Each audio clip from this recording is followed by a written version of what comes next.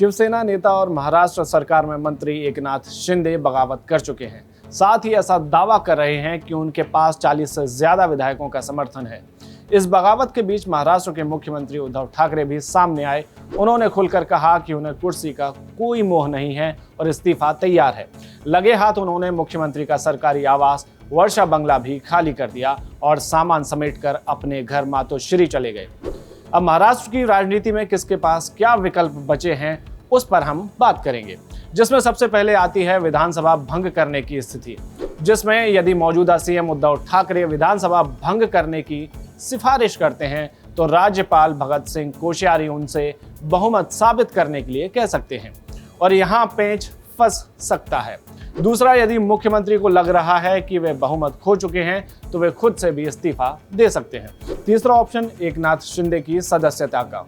शिवसेना के 55 विधायक हैं। ऐसे में शिंदे यदि पार्टी से अलग होते हैं तो उन्हें अपनी सदस्यता बचाने के लिए 2/3 यानी कि 37 विधायकों का समर्थन चाहिए रहेगा और वे दावा कर रहे हैं 40 से अधिक विधायकों का। दल बदल कानून के मुताबिक यदि 2/3 जनप्रतिनिधि अलग पार्टी में जाना चाहते हैं तो वे अयोग्य घोषित नहीं होंगे। दल बदल कानून को समझने के लिए आप हमारा दूसरा वीडियो भी देख सकते हैं।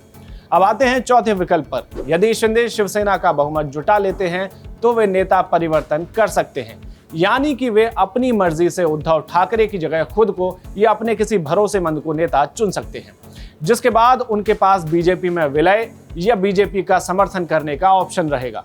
इस स्थिति में उद्धव ठाकरे कांग्रेस और एनसीपी विपक्ष की भूमिका में आ जाएंगे। पांचवा ऑप्शन, वे बीजेपी को समर्थन देकर बीजेपी का मुख्यमंत्री बनाकर खुद उप मुख्यमंत्री बन सकते हैं।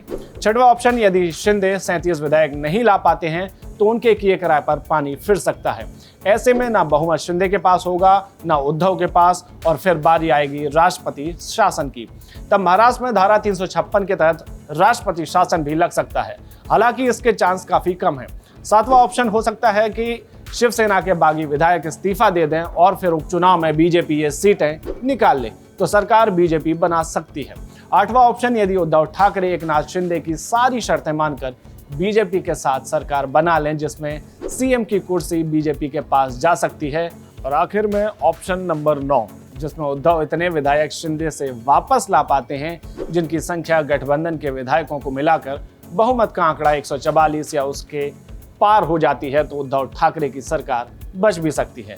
हालांकि आखिरी दोनों ऑप्शन की संभावनाएं फिलहाल काफी कम है, लेकिन देखना मजेदार होगा कि महाराष्ट्र की राजनीति में नया मोड़ क्या आता है। आगे इस मामले में जो भी अपडेट आएगा टीम जागरण आप तक जरूर ले आएगी। तब तक आप बने रहिए हमारे साथ और देखते रहिए दैनिक जागरण। नमस्कार।